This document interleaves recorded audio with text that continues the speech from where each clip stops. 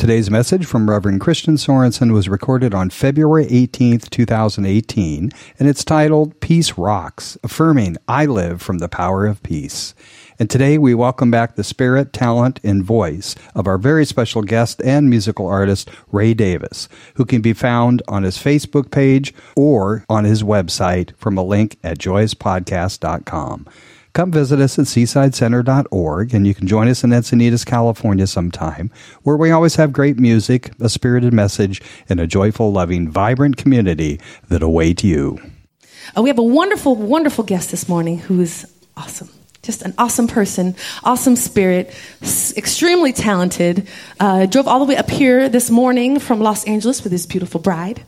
And we're just so grateful that they're here this morning. And not only is he a wonderful singer, he's a wonderful multi-instrumentalist. I'm not jealous or anything, no. and he's also, you might see him on television. He is the official spokesperson for Mr. Cooper. So he's also an actor. And so we're very, very grateful to have him here. And he's going to be sharing a brand new song with us this morning. So we hope you're moved by it. And if you are, please see him after the service. He does have CDs with him. So please help me welcome, without further ado, Mr. Ray Davis.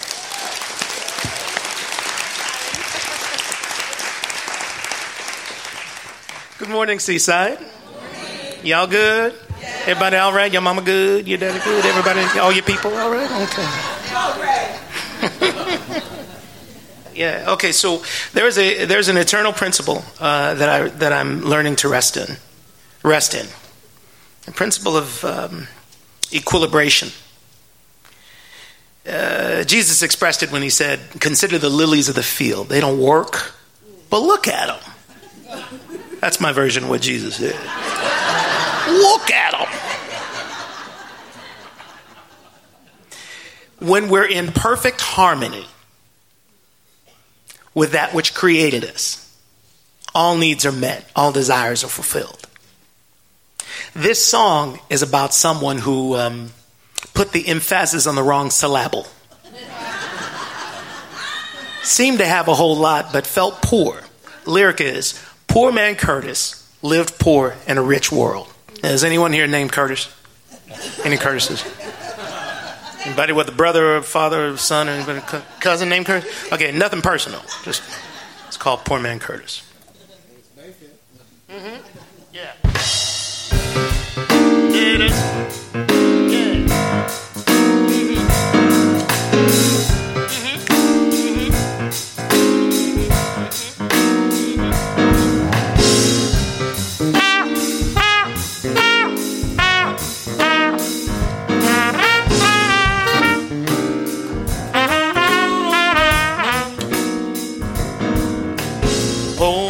Curtis lived poor in a rich world. He didn't know he had it all.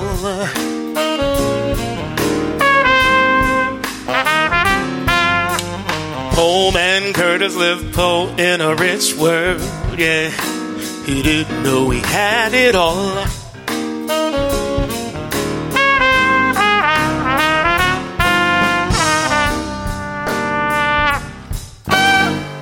Hey y'all, which means you're all. I welcome one and all, wide, narrow, short and tall, to this lesson as I learned it. But sit back, relax while I serve it. This little tale I will not be telling. Instead I'll sweetly sing a story featuring a fictional fella named Curtis. I think you will recognize this Curtis.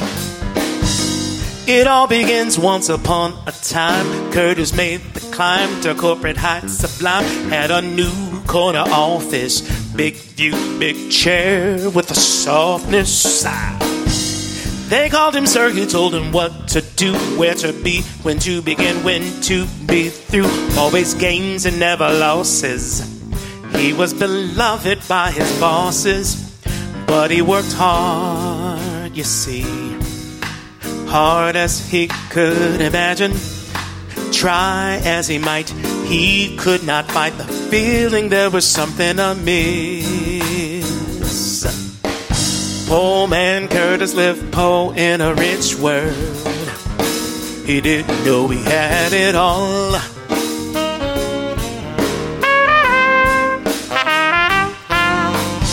Poor man Curtis lived poor in a rich world, yeah. He didn't know he had it all.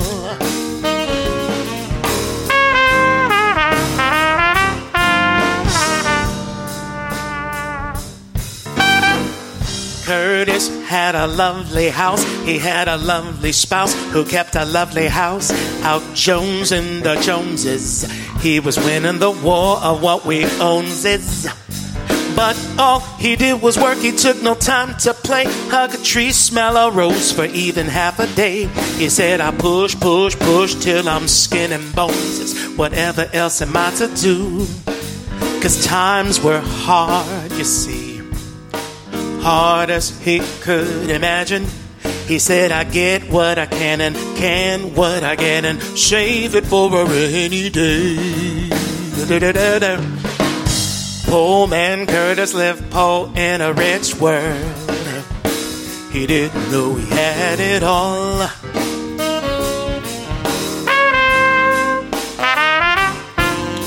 Poor man Curtis lived poor in a rich world, yeah. He didn't know he had it all.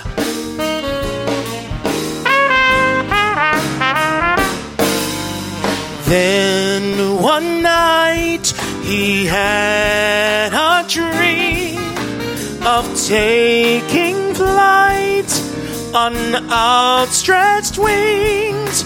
He only needed to trust to fly.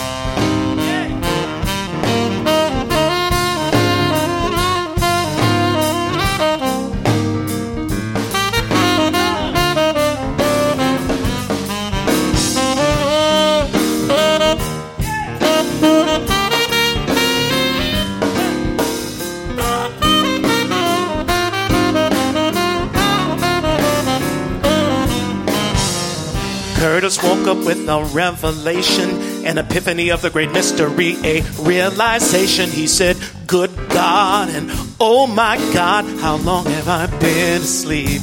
He learned life will always bring whatever he imagines. Now try as he might, he cannot fight the feeling all is truly well. Oh, oh, oh, Curtis is poor no more in this rich world. He really knows he has it all. You know, Curtis, well, he ain't no poor Curtis, no. Curtis is poor no more in this rich world. He learned that he has it all.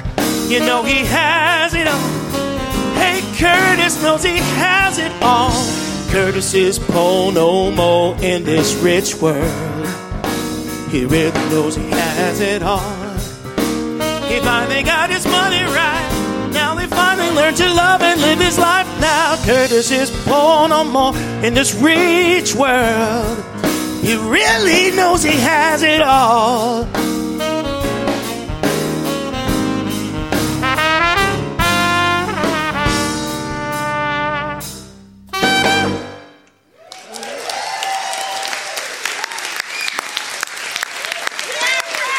Yeah, Ray is right. Woo, Ray Davis. Woo. Thank you, Ray.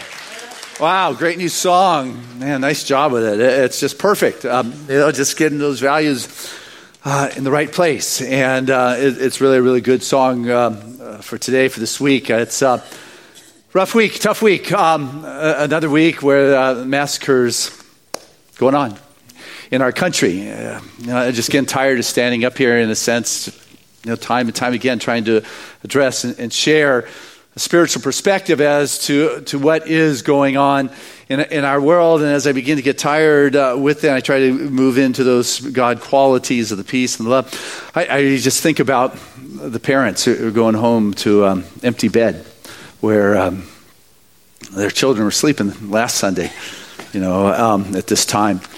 And just feel their pain. And my heart goes out, my condolences, my love to those parents, to those that were injured, to those that lost somebody, to those students that were there. And they've got to live with that experience for the rest of their lives. It's time for us to be able to do something. I mean, it's strange that other mental illness doesn't seem to show itself in massacres in Canada, Australia, England. It's time for us to protect our children instead of protecting our guns in this country.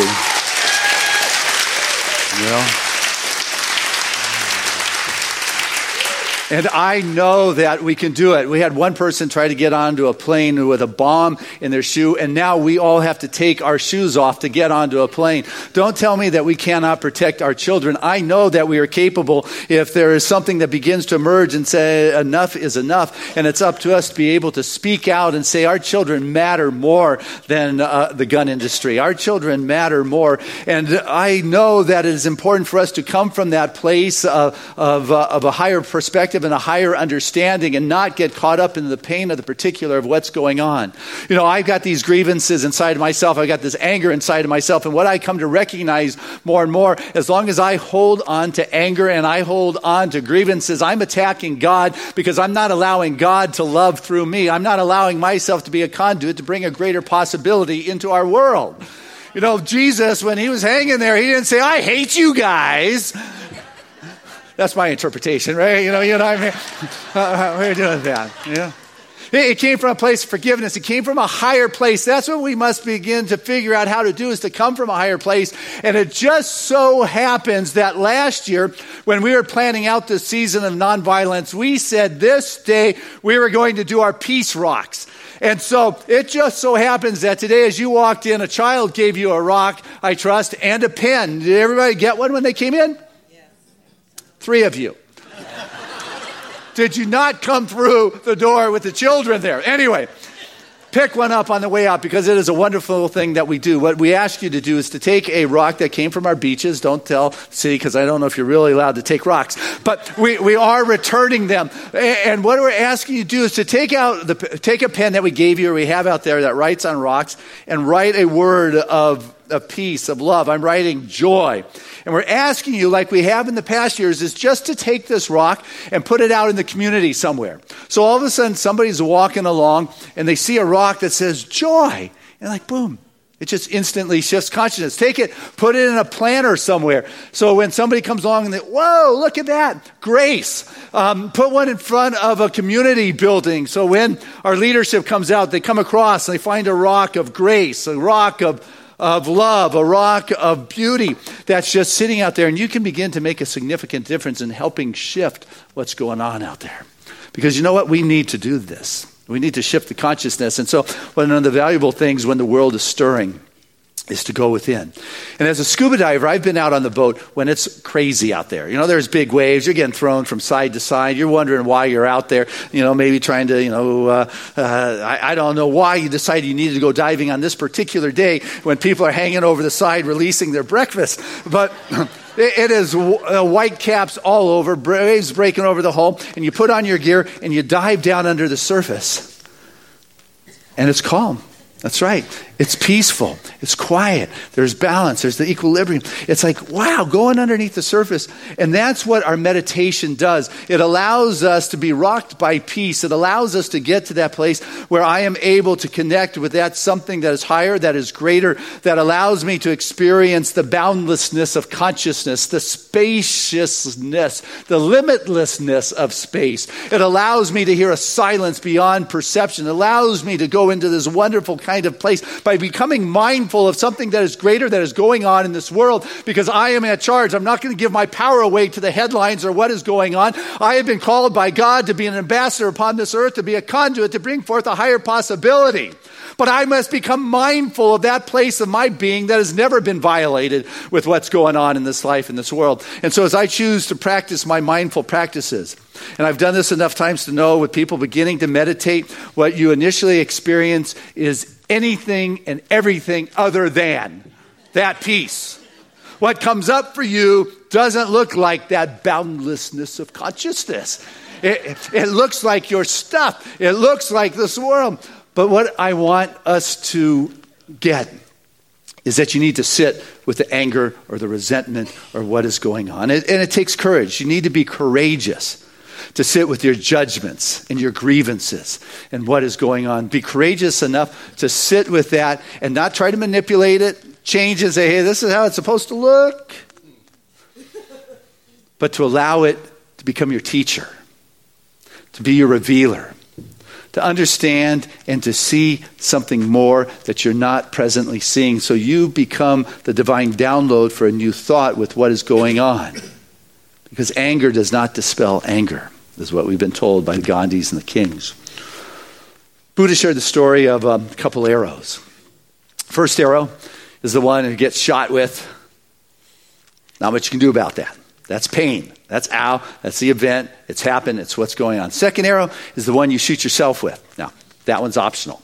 You know, that is the one that you add the judgment and the resentment and the anger. And if you want to move beyond that, what one must learn to do is disidentify with that responsiveness that comes from the human perspective that wants to respond, react, attack.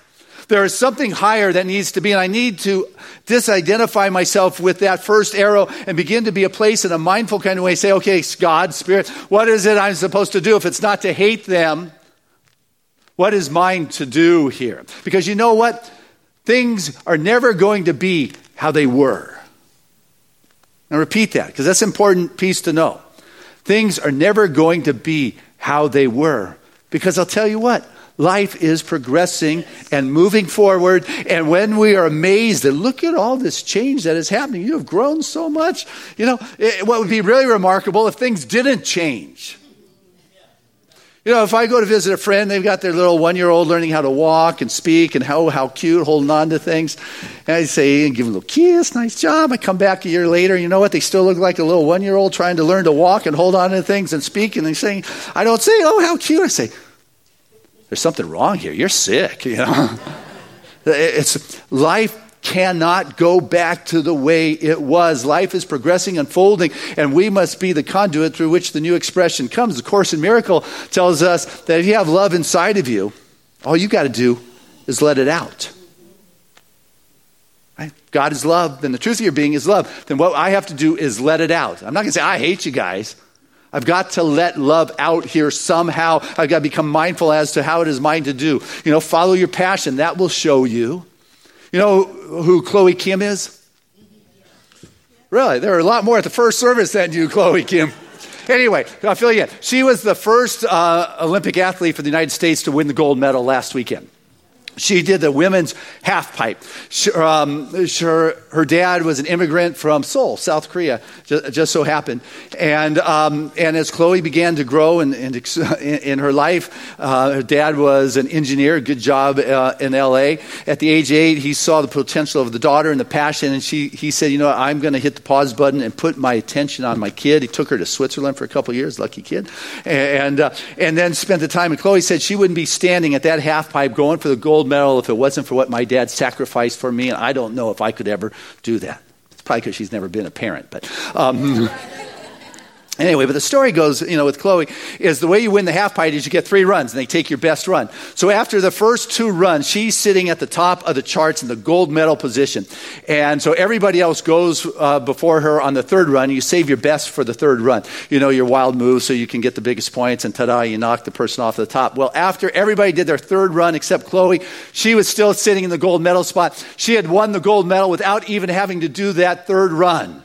And so here she is, sitting at the top of the half pipe, not even having to run. Usually you take your victory lap. Congratulations, you keep it pretty easy. But you know what? She had just heard her grandma was sitting at the finish line and had never seen her compete before. And she was thinking, you know what? If I just go home with a gold medal, there'll be part of me that knows that I could have done better and more. I'm going to do this one for Graham. And with that, she launched herself into the half pipe and did a grab 1080, a 1080 cap, a 920 front, followed by a McTwist, finished off with a crippler 720. I don't have a clue what any of that is. But what I do know is they said that was the best run any Olympian had ever done for the women's half pipe, and that was our girl from the U.S. And she stood there with tears pouring down her eyes as they raised the flag and played our national anthem. But it was because she was willing to go for it. See, I'd much rather go for it in my life and willing to risk go too far than not to have gone far enough. Have you ever been left wishing, gosh, I wish I would have just pushed a little bit more? You don't want to leave anything on the table, particularly when the stakes are so high, whether it's a gold medal or saving this planet. You know, it's up to you to realize that, that you are here to live an extraordinary life, and just being okay with using your common sense to have, things stable and secure. I want more than just a common life. I want an extraordinary life with abundance, with grace, with fulfillment, with self-expression, with making a difference in the life in which I live. I just want to be like, I want more happiness and more joy than just the average bear. I don't want to be an average bear. I want to be a giant expression of God as I walk in this world. And that means I've got to walk in this world and pay attention to what's going on in this world and be courageous enough to deal with what's showing up in my world. And I'll tell you what's showing up in our world is there is a lot of pain going on in our society right now. A lot of pain that is asking to be addressed, that we need to take to that mindful level and say, hey, what's going on here? Because there is a conscious majority that is rising at this time, even if our leaders are not willing to address it. Have you seen all those news clips from the last shooting in Las Vegas? We don't want to deal with it right now. If not now, when? Well, we'll deal with that later. Well, no, let's deal with it now. I don't want to talk about it at this time. Well, what time do we want to talk about it? It has come up again, and it is time for us to talk about it, and I'm willing to stand here and put it out there for us to look at. We are the ones who've got to say what is going on here. And it's not just the massacres. This whole front part of this year was about the Me Too movement, about the women saying enough is enough of this harassment by the men. It's not okay. And what could upstage that kind of headlines but a massacre in the school? We need to talk about this. And I think it's not about the men. I go a little bit younger. I think it's about our boys. It is our boys that we are not taking care of. It is our boys that are being indoctrinated into a culture and socialized into believing that their value lies in physical dominance, sexual prowess, financial control. And if there's something going on in their world, they are told not to show the fear that is inside of them, or even to grieve. If there's a lot of loss and a lot of pain, if we're not allowed to grieve. This is what our culture is doing to our boys that become men. And how does our culture do this? You take a look at the box office buster, huge billion-dollar enterprises of our superhero movies. That is all about violence.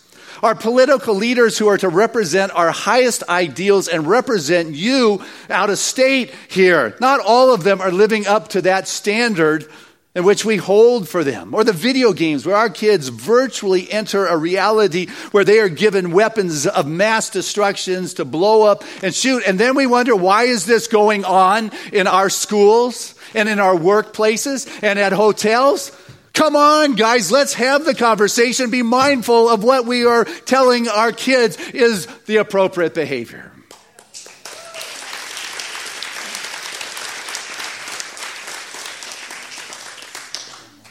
But I don't want us just to think that the dark picture is the only picture.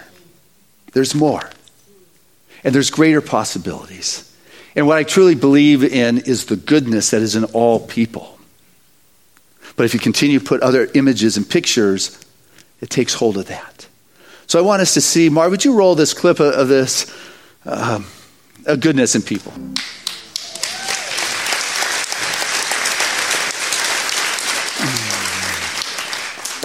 I never get tired sitting there and watching those qualities of spirit show up. There's a story that's well told of I think Candace, she sent it to me this week, of a fundraising dinner at a school that serves kids with learning disabilities. And there was this one father of a student who was standing before the people and sharing that he believes that if there is not any outside influence, that nature, everything nature has done is perfect and it just needs to unfold itself. But then he raised the question that his son Shay is learning. He learns differently than other kids. He understands differently than other kids. So how is this possible for him? Because his son has physical and mental disabilities, and is not nature letting him down? And he shared the story because he went on to say that he believes that there's good in people, and these kids, what they do is that they allow us to experience the goodness that is inside of our heart. They give us an opportunity to express our humanity. And the story he shared to make that point is that he was walking home one day with his son Shay, and they were going by a park, and Shay saw some guys or boys he knew playing baseball.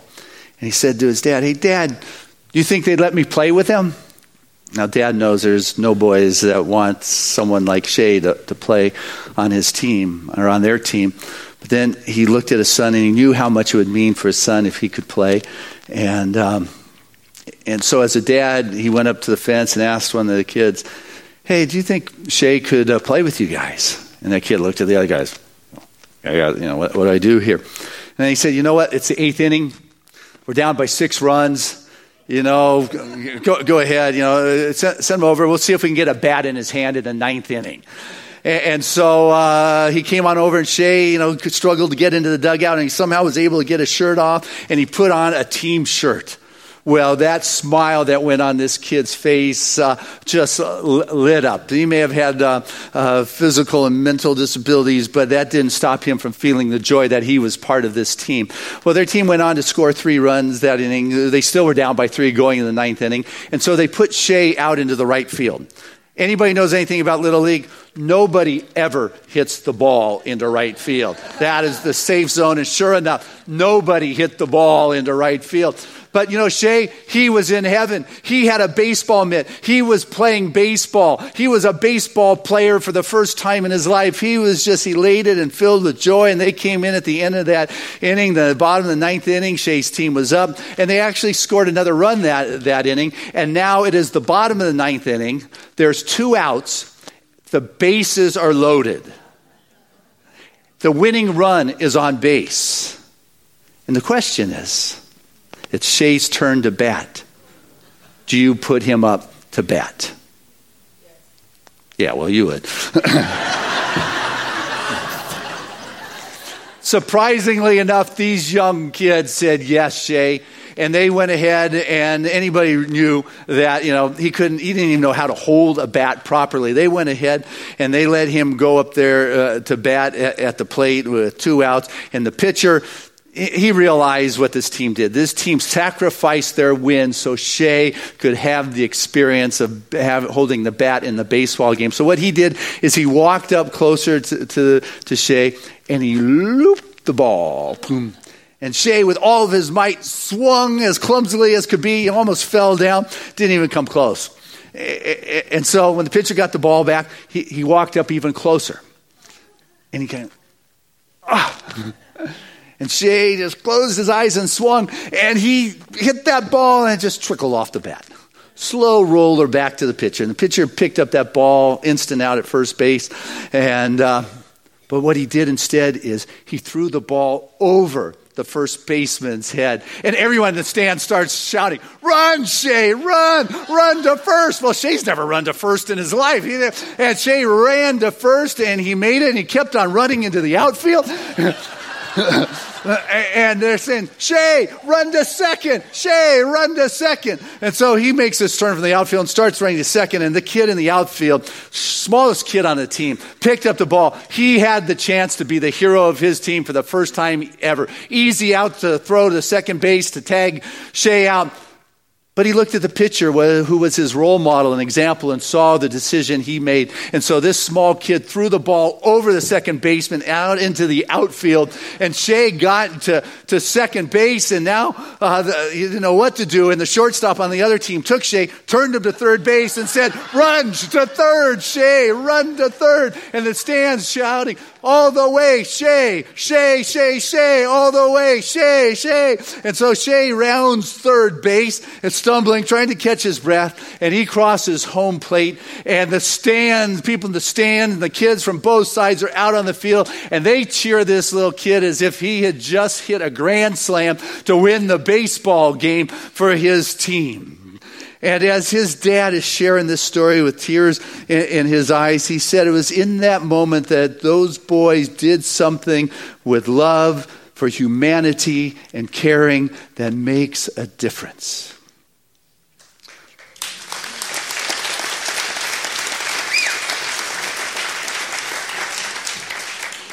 Then the dad went on to share that Shea didn't make it to the next summer. He died that winter.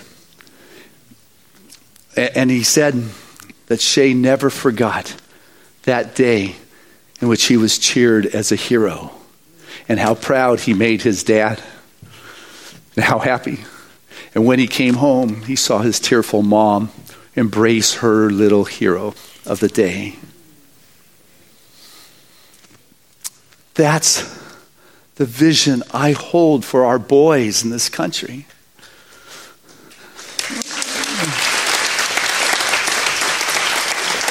That is the kind of vision that makes a difference. To be able to see our boys in that kind of culture brings me a deep sense of peace. And you know what? Peace rocks. God bless us.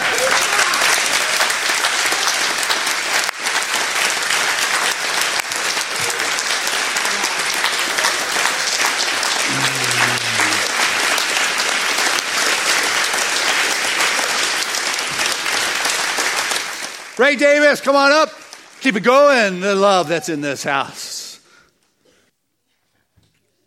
I've sat through that story twice today, and it's still...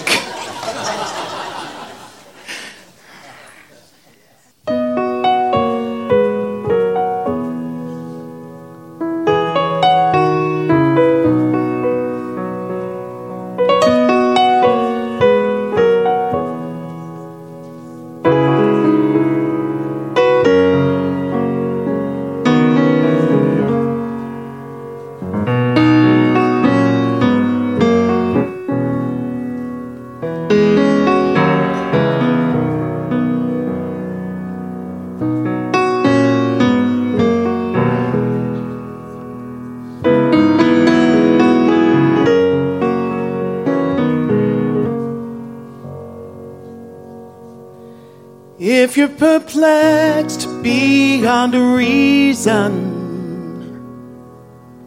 total confusion in your mind,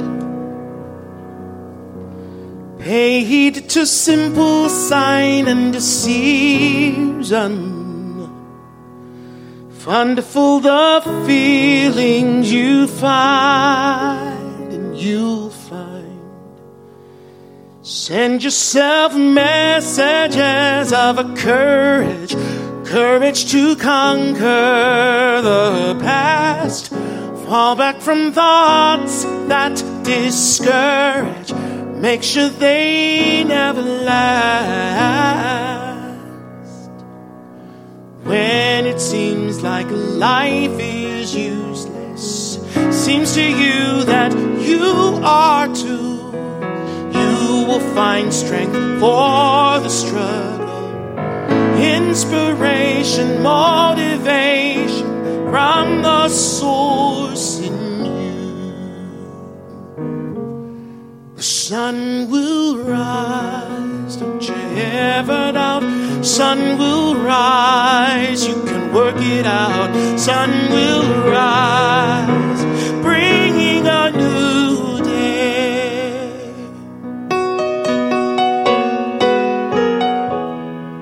La, la, la, la, la, la, la. Never to fail for tomorrow, ever redoing what's done. Set your soul free from the sorrow. Set your sights on the sun. When it seems like life is useless, seems to you that you are too, you will find strength for the struggle, inspiration, motivation from the source in you. The sun will rise, don't you ever doubt. Sun will rise, you can work it out. Sun will rise, warming your fear away. The sun will rise, giving hope again. Sun will rise, giving strength again. Sun will rise, bringing a new day. Oh, you've got to believe that the sun's gonna rise again. Oh, yes it will, yes it will. Have faith in yourself, oh, have faith and believe the sun's gonna rise again. Oh, the sun will rise, don't you ever doubt. Sun will rise, you can work it out. Sun will rise, warning your fear away. The sun will rise, giving hope again. Sun will rise, giving strength again. Sun will rise, bringing a new day.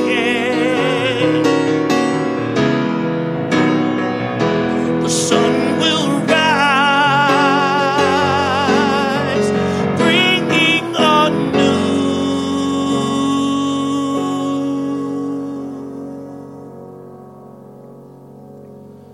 No matter what they say, no matter how it seems, circumstances be damned.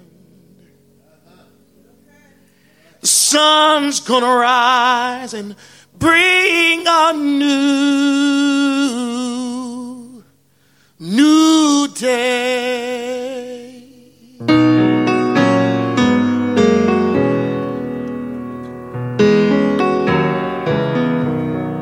Bring a new day.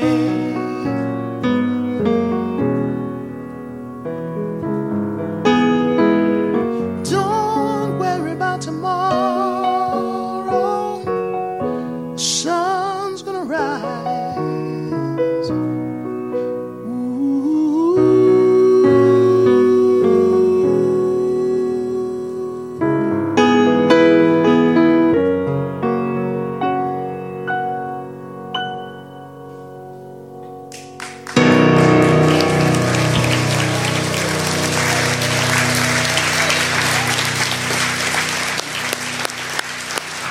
That is Ray Davis.